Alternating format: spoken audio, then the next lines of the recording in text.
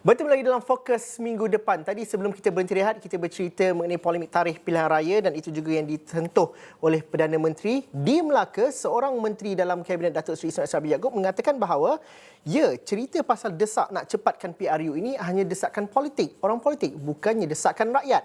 Siapakah menteri yang berkata demikian? Saya ingin bersama dengan Syuhada Kadir, Wakil Astro Awani di Melaka.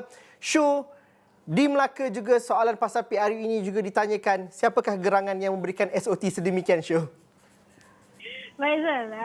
Di Melaka ni selain kita tahu sesak hujung minggu ni, tetapi topik bilakah pilihan raya umum ke-15 akan diadakan juga menjadi satu perbualan di negeri Melaka ini, yang mana kalau saya boleh kongsikan sebentar tadi, pada sebelah tengah hari tadi, Menteri Kesihatan YB Kari Jamaluddin ada menghadiri satu program di kawasan tengah-tengah pada raya Melaka ini, iaitu program Majlis Pelancaran Jelajah Agenda Nasional Malaysia dan juga sambutan Hari Denggi ASEAN dan Gotong Royong Perdana, yang mana pada program yang diadakan di bangunan memorial pengisytiharan di Bandaraya Melaka tadi, ada beberapa intipati yang dikongsikan, antaranya termasuklah soal pilihan raya umum, yang mana beliau yang juga ahli Parlimen Rembau memaklumkan bahawa lebih elok sebenarnya menangguhkan PRU kepada beberapa bulan lagi, kerana kita tahu negara kita baru saja memasuki fasa peralihan ke endemik pada 1 April lalu, dan beliau berpandangan adalah wajar ketika ini, walaupun KKM sudah bersedia untuk menghadapi sebarang kemungkinan sekiranya PRU terpaksa diadakan dalam masa terdekat, tetapi adalah lebih elok jika perkara itu ditangguhkan beberapa bulan lagi sehingga keberkesanan fasa peralihan endemik itu dapat dibuktikan dengan tiada sebarang gelombang baharu yang serius. Dan selain itu beliau juga ada berkongsikan bahawa yang mana hari ini juga tadi adalah sambutan Hari Denggi ASEAN. Beliau ada kongsikan bahawa Malaysia akan mengetahui satu kumpulan pengkaji dari beberapa negara termasuk Brazil dan juga India untuk membangunkan dan juga mengenal pasti jenis ubat-ubatan yang sesuai untuk digunakan bagi merawat denggi. Dan mungkin kita boleh berbalik kepada soal PRU tadi, yang mana apabila diajukan di pihak KKM, adakah KKM bersedia untuk menghadapi pilihan raya umum, yang mana kita tahu memang anginnya memang sudah kuat berbunyi ketika ini.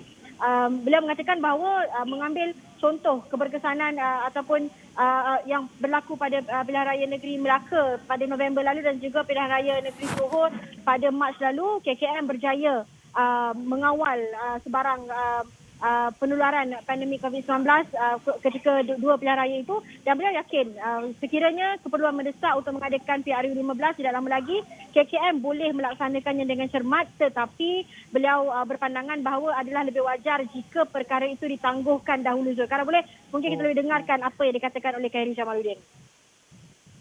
Tetapi kalau kita nak cermat dan kalau kita betul-betul nak jaga kesihatan awam, kita boleh tunggu dulu. Kita boleh tunggu sehingga kita tengok beberapa bulan lagi kita peralihan ke endemik ini tidak mencetuskan gelombang yang terlalu serius, maka saya lebih selesa sebagai Menteri Kesihatan pada waktu itu. Sebab kalau kita buat pilihan raya negeri, banyak kita boleh kawal. Tapi selepas ini dengan tiada apa-apa sekatan lagi, mestilah parti-parti politik akan minta untuk dibuat ceramah. Dulu kita tak ada ceramah besar-besaran, dia akan minta supaya kita buat ceramah. Jadi bagi saya lebih baik kita berwaspada, kita berhati-hati. Lagipun tidak ada apa-apa desakan daripada rakyat untuk diadakan pilihan raya. Ini lebih kepada desakan politik.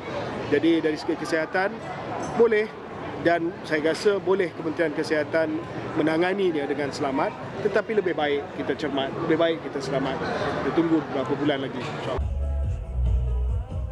Syuh, YBKJ kata nak cepatkan pilihan raya ini desakan politik, bukan rakyat yang mendesak untuk diadakan. YBKJ juga mengatakan bahawa meminta supaya ahli politik tidak mengelirukan rakyat mengenai fasa dan juga terma endemik itu semata-mata untuk mempercepatkan pilihan raya. Mungkin dapat kita ulas dan juga fahami apa yang cuba disampaikan oleh Menteri Kesihatan tadi.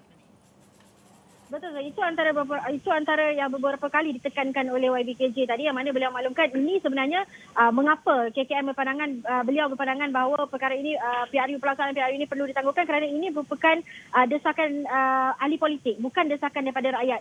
Dan beliau juga apabila sebenarnya isu berhubung beliau meminta ahli-ahli politik supaya tidak memainkan isu PRU ketika ini yang sehingga menyalah tafsir, yang mana ada yang sebagai contoh Ketua Pergerakan Pemuda UMNO sendiri Datuk Dr. Ashraf Wajdi mengatakan bahawa mendesak PRU ini perlu diadakan segera dengan beberapa hujahan, antaranya adalah kerana negara sudah memasuki fasa endemik pada 1 Mei, yang mana itu YB Khairy Jamaluddin menafikan kerana Malaysia masih lagi berada di fasa peralihan endemik dan perkara itu untuk peralihan ke fasa endemik itu hanya akan dimaklumkan oleh WHO, dan itu yang ditekankan, yang mana beliau mengharapkan supaya mana-mana ahli politik supaya tidak menyalahgunakan term endemik dan pandemik itu sendiri sehingga mengelirukan rakyat, sehingga mungkin ada yang pandangan negara sudah beralih ke fasa endemik, tapi sebenarnya belum lagi. Kita masih lagi berada di fasa peralihan endemik ketika ini, Zul.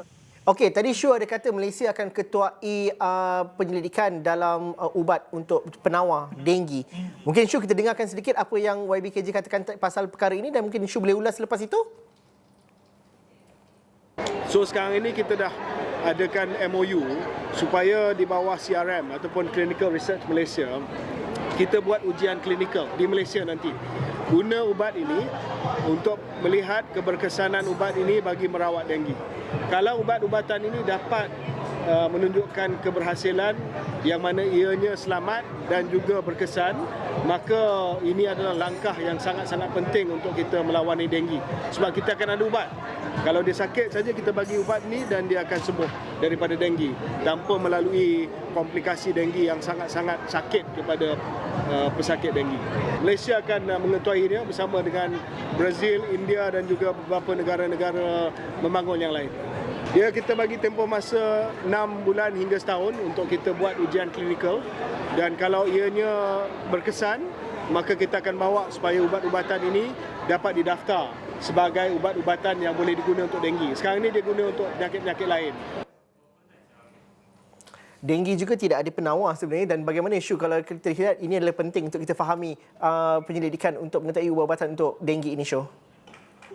Baik, apa yang dimaklumkan oleh YBKJ tadi bahawa pihak KKM sudah mengadakan MOU dan ujian itu dijangka akan dimulakan tidak berapa lama lagi, yang mana beliau mengatakan bahawa KKM memberi tempoh 6 bulan kepada kumpulan yang bakal menjalankan ujian klinikal ini, dan jika terbukti keberkesanan itu, ubat itu akan mula digunakan di semua hospital-hospital di seluruh negara ini, Zul. Syu, kita tahu sekarang cuti sekolah. Melaka mungkin tumpuan, bagaimana kesesakan lalu lintas di Melaka yang mungkin sudah dijangkakan. Tapi kita tahu juga sekarang ni HFMD banyak dan juga COVID-19 masih lagi ada. Apa ceritanya di Pekan Melaka? Syu pula di tengah-tengah Melaka Raya tu, bagaimana situasi sebenarnya? Adakah aspek pelancongan sudah kembali pulih di negeri Melaka?